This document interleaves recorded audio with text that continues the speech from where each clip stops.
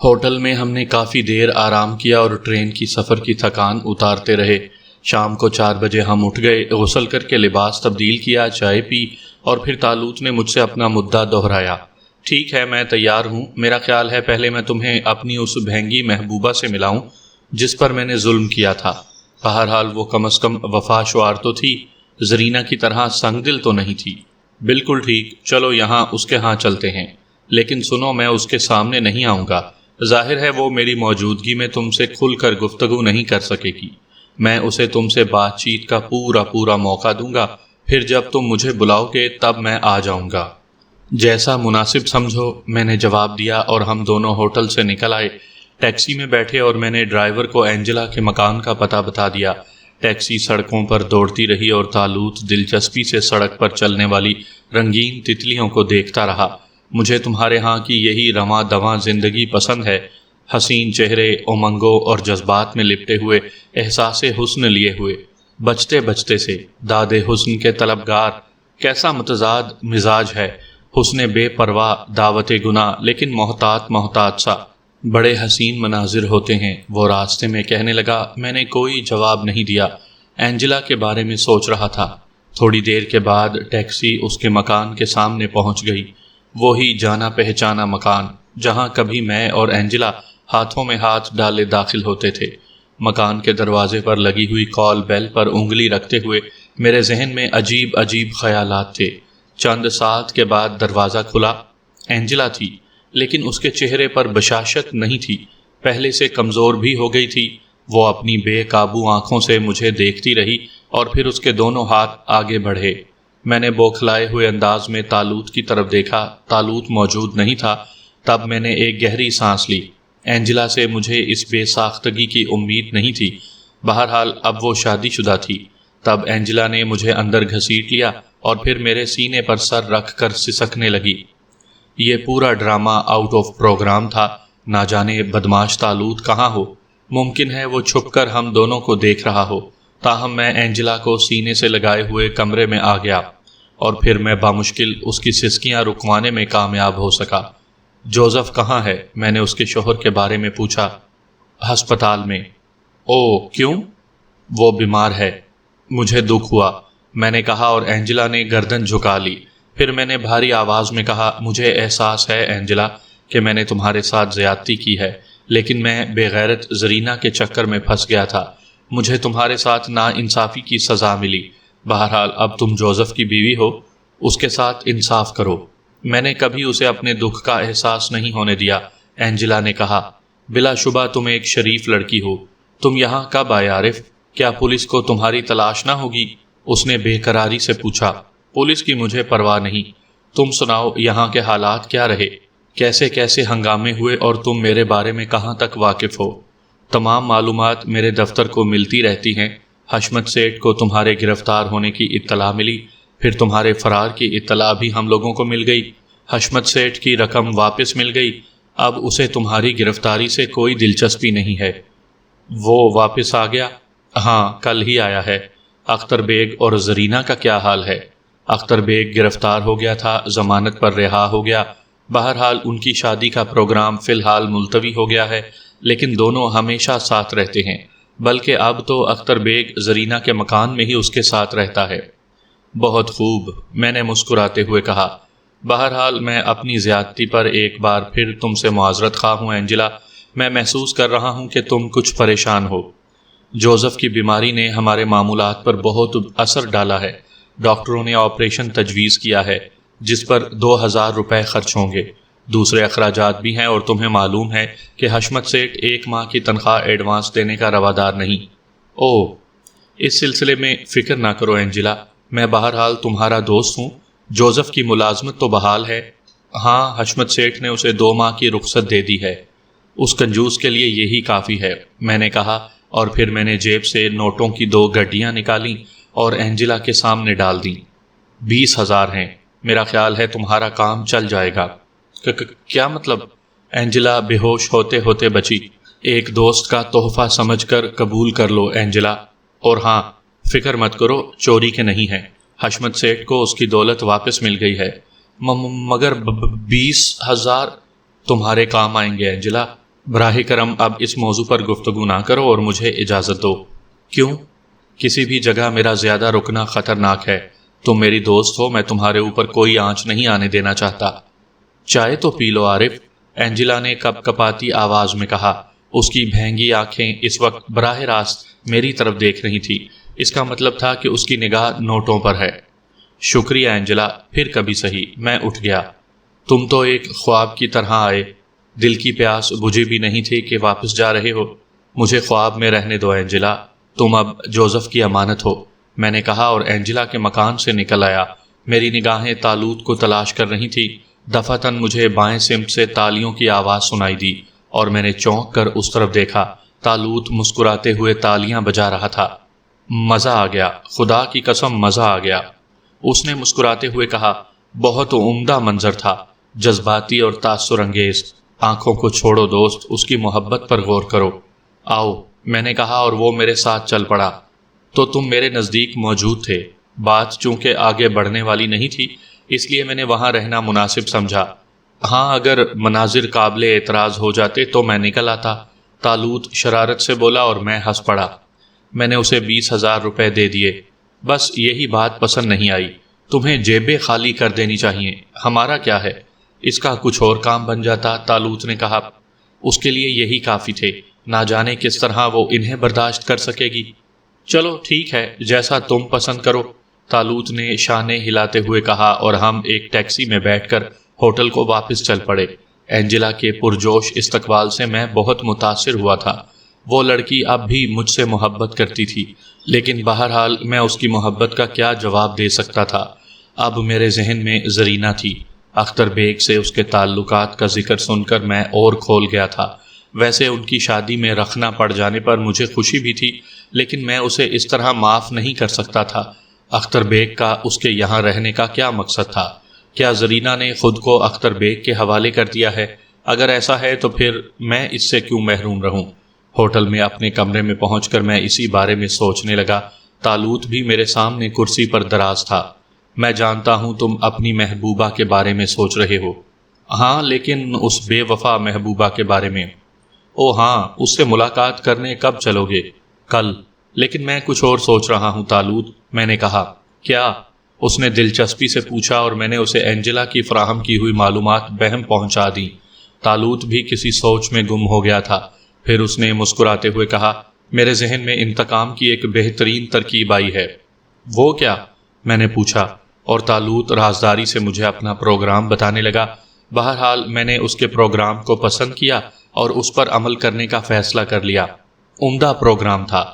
دوسرے دن 11 بجے میں نے حشمت برادرز فون کیا۔ زرینہ نے ہی فون ریسیو کیا تھا۔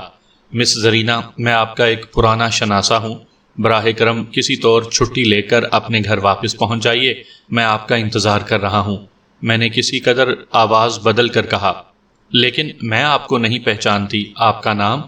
سب کچھ آپ کے گھر پر معلوم ہو جائے گا، میری آپ سے ملاقات بہت ضروری ہے، میں آپ کے گھر پر آپ کا انتظار کر رہا ہوں، میں نے کہا اور فون بند کر دیا۔ تالوت مطمئن انداز میں گردن ہلانے لگا، پھر اس نے اپنے بائیں سمت رخ کر کے اپنے غلام کو آواز دی اور پراسرار شکل والا نوجوان اس کے سامنے آ گیا۔ اس کے ہاتھوں میں ایک بڑا پیکٹ تھا۔ ٹھیک ہے، جاؤ، تالوت نے اس سے کہا اور وہ غائب ہو گیا۔ تالوت نے میرے سامنے پیکٹ کھول دیا تھا۔ سبز، سرخ، پیلے، مخملی ڈبوں میں قیمتی زیورات جگمگا رہے تھے۔ میری آنکھیں چکا چوند ہو گئیں۔ تالوت نے تمام ڈبے میری طرف کھسکا دیے اور پھر ہم نے انہیں ایک چرمی بریف کیس میں رکھ دیا۔ چلیں؟ تالوت نے پوچھا اور میں نے گردن ہلا دی۔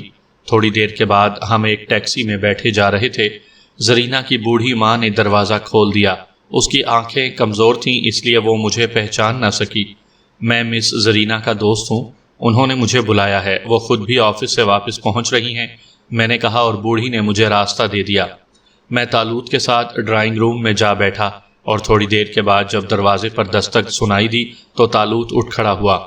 فکر کی بات نہیں ہے دوست، تمہاری اداکاری عمدہ ہونی چاہیے، اس نے کہا اور ایک طرف رخ کر کے غائب ہو گیا۔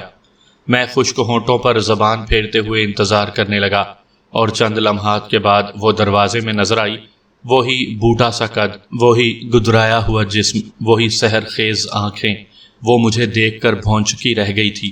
میرے دل میں نفرت کا طوفان اٹھا، لیکن میں نے ایک لمحے میں خود پر قابو پا لیا اور مسکراتا ہوا کھڑا ہو گیا۔ تمہاری حیرت بجا ہے زرینہ، مجھے خود احساس تھا، لیکن اس سرکش دل پر قابو نہیں پا سکا۔ تم عارف مگر وہ ہکلاتے ہوئے بولی۔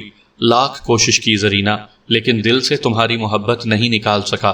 اختر بیگ سے تمہاری شادی کا دعوت نامہ پانے کے بعد پاگل ہو گیا تھا اور اسی دیوانگی میں نہ جانے کیا کیا کر بیٹھا، لیکن شکر ہے حشمت سیٹھ کی دولت اسے واپس مل گئی اور کوئی ایسا حادثہ نہ ہو سکا جس پر میں پشیمان رہتا۔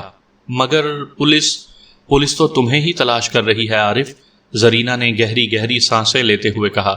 رسمی طور پر، ورنہ اسے مجھ پر خاش نہیں ہے، دیکھ لو، آزادی سے گھوم رہا ہوں۔ دولت منہ پر تالا لگانے کے لیے کافی ہے، اور پھر اعلیٰ حکام کو میری حیثیت بھی معلوم ہو گئی ہے۔ حیثیت؟ زرینہ نے پھر آنکھیں پھاڑ دیں۔ ہاں زرینہ، میں نے ایک طویل مجاہدہ کیا ہے، میں نے اپنوں سے دور ایک طویل عرصہ گزارا ہے، صرف ذرا سے اختلاف پر۔ میں وہ نہیں ہوں جو تم آج تک سمجھتی رہی ہو۔ میں ایک چھوٹی سی ریاست کے نواب کا بیٹا ہوں، جو گھر سے ناراض ہو کر نکل آیا تھا اور گمنامی کی زندگی بسر کر رہا تھا۔ کیا کہہ رہے ہو عارف؟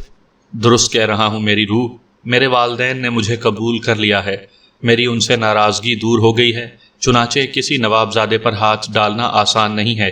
میرے والد حشمت سیٹھ جیسے 50 سیٹھوں کو کھڑے کھڑے خرید سکتے ہیں۔ زرینہ کی حیرت قابل دید تھی، اس کی سمجھ میں کچھ نہیں آ رہا تھا۔ چھوڑو ان باتوں کو زرینہ، میں تمہاری خدمت میں اپنی محبت کے کچھ تحفے پیش کرنا چاہتا ہوں، میں نے کہا اور زیورات کے باکس کی طرف بڑھ گیا۔ پھر میں نے زیورات کھول کھول کر اسے پہنانے شروع کر دیے۔ آپ اندازہ نہیں کر سکتے، زرینہ بے ہوش نہیں ہوئی تھی، نیم پاگل ضرور ہو گئی تھی۔ اس کا چہرہ انگارے کی طرح دمک اٹھا تھا اور وہ دیوانوں کے سے انداز میں مجھے دیکھ رہی تھی۔ قیمتی زیورات پہن کر وہ سج گئی اور میں نے اسے آئینے کے سامنے کر دیا۔ زرینہ نے آئینہ دیکھا اور پھر دوسرے لمحے وہ مجھ سے لپٹ گئی۔ عارف، میرے اپنے عارف، تمہیں کیا معلوم تمہاری جدائی کے یہ لمحات میں نے کس طرح گزارے ہیں، تمہارے جانے کے بعد کیسی کیسی پشیمان ہوئی ہوں۔ وہ میرے سینے سے لگ کر سسکنے لگی اور میں حیرانی سے اس مکار عورت کی شکل دیکھنے لگا، وہ جو کتنی خوبی سے آنسو بہا رہی تھی۔ لیکن بہرحال اس کامیاب اداکاری کا جواب مجھے بھی کامیابی سے دینا تھا۔ مجھے یقین تھا زرینہ، مجھے اپنی محبت پر اعتماد تھا اور اسی اعتماد کے سہارے میں واپس چلا آیا۔ اب میں تم سے کبھی جدا نہ ہوں گا میری روح۔ زرینہ مجھ سے زیادہ گرم جوشی کا مظاہرہ کر رہی تھی۔ اختر بیگ کا کیا حال ہے؟ میں نے اسے پہلو میں لے کر بیٹھتے ہوئے پوچھا۔ بس ٹھیک ہے، سر پڑ گیا ہے کمبخت، حالانکہ تمہارے چلے جانے کے بعد میری بری حالت ہو گئی تھی۔ ایک شام میں نے اس سے کہہ دیا تھا کہ مجھ سے غلطی ہوئی ہے، میں عارف کے بغیر زندہ نہیں رہ سکتی، لیکن وہ رونے گڑ گڑانے لگا اور بولا کہ عارف کے صدقے میں اسے نہ ٹھکرایا جائے۔ شادی کا پروگرام کا کیا ہوا؟ تمہاری جدائی نے میری آنکھیں کھول دی تھیں عارف، یقین کرو میں نے ایک بھی سکون کی رات نہیں گزاری۔ مجھے یقین ہے، میں اسے بازوؤں میں کھینچتے ہوئے بولا، مزاحمت کا شائبہ بھی نہ تھا، لیکن مجھے بدماش طالوت کا بھی خیال تھا، ضرور کسی کونے میں چھپا ہوگا، چنانچہ میں نے احتیاط برتی۔ وہ مجھے دل میں بٹھا لینا چاہتی تھی۔ اختر بیگ یہاں روز آتا ہے؟ ہاں، روز ہی آ مرتا ہے، لیکن میں آج اس سے معذرت کروں گی اور کہوں گی کہ میرے چند عزیز آ گئے ہیں۔ ٹھیک ہے، میں نے گردن ہلاتے ہوئے کہا اور زرینہ ایک دم چونک پڑی۔ ارے میں بھی کیسی بے وقوف ہوں، تمہارے لیے چائے تو بنا لوں؟ ابھی آئی میری جان، اور میں نے مسکراتے ہوئے گردن ہلا دی۔ زرینہ کمرے سے نکل گئی اور میں نے چاروں طرف دیکھا اور پھر آہستہ سے آواز دی، طالوت۔ بیٹھا ہوں بھائی، تمہارے سامنے بیٹھا ہوں۔ طالوت کی آواز سنائی دی، ایسی مضحکہ خیز آواز تھی کہ میں ہنسی نہ روک سکا۔ یہ غلط بات ہے، نازک قسم کے مناظر دیکھنے کی اجازت نہیں ہے، میں نے کہا۔ فکر مت کرو دوست، میں احتیاط رکھوں گا، مگر کیا بات ہے اس عورت کی، رنگ بدلنے میں اپنا ثانی نہیں رکھتی۔ تمہاری اداکاری بھی بے مثال ہے، یقین کرو عارف، زندگی کا لطف آ رہا ہے۔ میرے یہاں یہ پر لطف مناظر کہاں، یہ فریب کاری کہاں؟ وہ تو ایک سیدھی سادی دنیا ہے جہاں دوستی اور دشمنی کھل کر کی جاتی ہے۔ بہرحال ڈرامہ اسی انداز سے آگے بڑھے، کوئی جھول نہ آئے۔ فکر مت کرو، میں نے مسکراتے ہوئے کہا، اور پھر ہم دونوں کئی منٹ تک گفتگو کرتے رہے اور پھر قدموں کی چاپ سن کر خاموش ہو گئے۔ زرینہ ایک ٹرالی دھکیلتی ہوئی اندر آ گئی تھی، ٹرالی پر چائے کے برتن اور بسکٹ وغیرہ سجے ہوئے تھے۔ زرینہ اصرار کر کے مجھے کھلاتی رہی اور میں اس کی نگاہ بچا کر بسکٹ دوسرے صوفے پر اچھالتا رہا جو صوفے پر گرتے ہی غائب ہو جاتے تھے۔ پھر چائے پینے سے قبل میں نے زرینہ سے پانی منگوایا اور جوں ہی وہ باہر نکلی ایک کپ چائے بنا کر طالوت کو دے دی۔ شکریہ، طالوت نے کہا، تمہاری محبوبہ کے ہاتھوں کی چائے نہ پی کر مجھے افسوس رہتا۔ ویسے میری فکر نہ کرنا، میں کھانا وغیرہ باہر کھا لوں گا، طالوت نے جلدی سے مجھے پیالی واپس کرتے ہوئے کہا۔ اس دوران میں دوسری پیالی چائے بنا چکا تھا اور پھر اپنی پیالی میں بھی میں نے چائے بنا لی اور پانی پینے کے بعد ہم چائے پینے لگے۔ وہ ایسے اظہار محبت کر رہی تھی کہ طالوت کی موجودگی کے تصور سے شرم محسوس کرنے لگا تھا۔ شام کو 5 بجے اختر بیگ آیا اور زرینہ دروازے پر پہنچ گئی۔ تقریباً 15 منٹ کے بعد وہ واپس آئی اور ناک چڑھا کر بولی، بے غیرت کہیں کا۔ میں ایسے خشک انداز میں پیش آئی لیکن ٹل ہی نہیں رہا تھا۔ بمشکل ٹالا ہے، 2-3 روز ٹالو گی تو خود سنبھل جائے گا، میں نے کہا۔ دیکھنا کیسا ذلیل کرتی ہوں کمبخت کو، اس نے کہا اور پھر مجھ سے بولی، اسی نے مجھے تمہاری طرف سے ورغلایا تھا۔ میں بھی اس کی محبت کا جواب محبت سے دینے لگی۔ رات کے کھانے کے بعد میں نے زرینہ سے اجازت مانگی۔ اب اجازت دو زرینہ، کل آؤں گا۔ کہاں جاؤ گے؟ وہ تعجب سے بولی، ہوٹل۔ میرے ہوتے ہوئے ہوٹل؟ کیا مجھے دکھ نہ ہوگا؟ تمہیں تکلیف ہوگی زرینہ۔